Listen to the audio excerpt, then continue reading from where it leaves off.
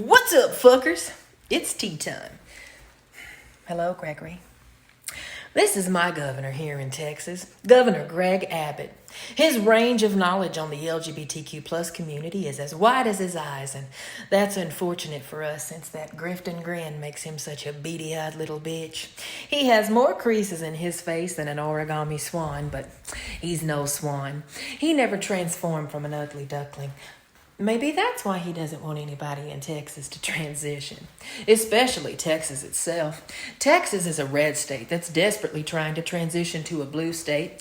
Gerrymandering and voting restrictions make it difficult. Beto O'Rourke, the Democrat who was running to unseat Greg, should make his campaign slogan, "Help Texas Transition." Could you imagine the outrage from not only Gregory Wayne, but other Republican Texans like Attorney General Ken Paxton? He was sworn into office in 2015. That was the same year the Supreme Court made same-sex marriages legal in all 50 states. And just days after the ruling, Ken said the decision was lawless and encouraged state workers to deny marriage licenses to same-sex couples. I guess he's worried about the sanctity of marriage or something. Not his, though.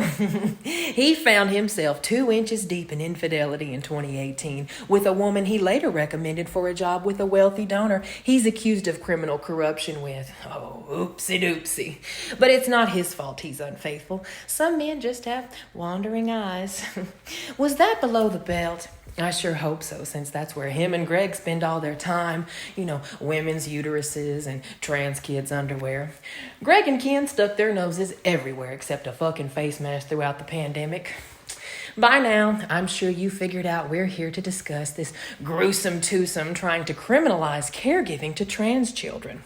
They both announced that affirming a trans child's gender identity could be considered child abuse under Texas law. Basically, they want to criminalize a parent's love and acceptance they have for their trans children. Adultery General Ken Paxton issued a non-binding opinion from the Office of the Attorney General that gender-affirming medical treatment, when performed on children, can legally constitute child abuse. The Greg Reaper then issued a directive to the Commissioner of the Texas Department of Family and Protective Services to launch investigations into any instances of what he refers to as these abusive procedures.